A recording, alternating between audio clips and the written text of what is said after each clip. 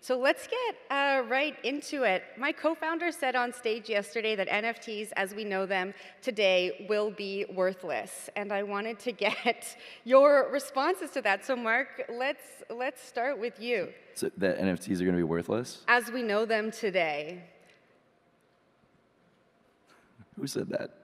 Jenna Pilgrim, co-founder of Streambed Media. I'll tell you a little bit more about why she said that. She said probably the top 2 to 5% of NFTs are going to kind of make it past the hype cycle that we're seeing now, and a lot of these projects are going to die out, and we're going to see that more utility come to NFTs. So how do you respond to that? Yeah, I mean, it's the same with startups, right? Like only like 5% of startups like really actually make it.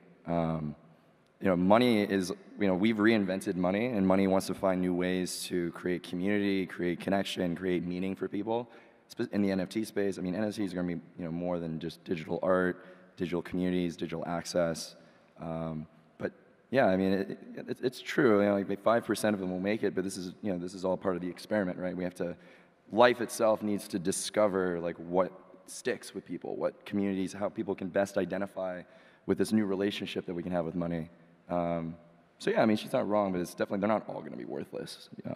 It's going to touch every single company that we see in the next 10, 20 years. Was is it your co-founder or your?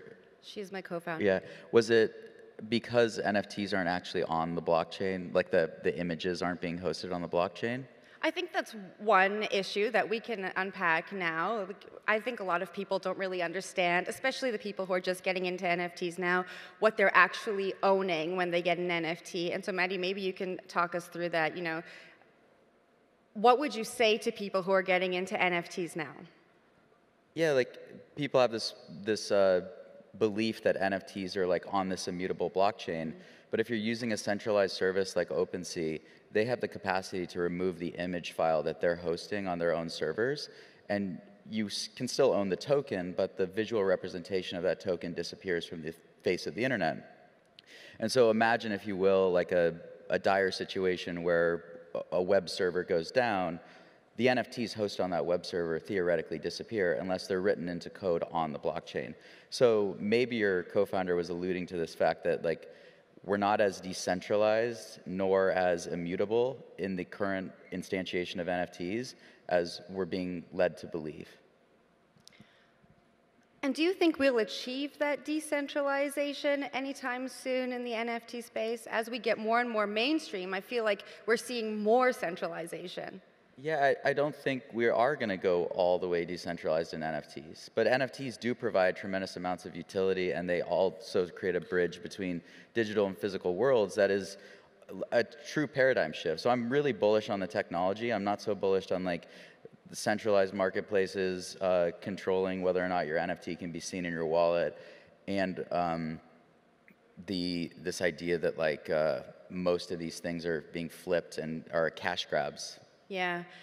It's gonna be honestly very shocking when we see let's say a very popular NFT collection that 404s, right? Mm-hmm. Then people are gonna really wake up and be like, oh crap, like what's going on here? Like, is this actually decentralized? Because I feel at some point one of these big project, all their stuff's gonna get unpinned. It's just gonna go offline. Their images are gonna not be found. And to Matty's point, I mean, it's just at that point there'll be more of a need for it. But a lot of that infrastructure is being built right now. From Arweave is being more like a permanent storage solution. There's a lot of amazing technology that's being built on Arweave.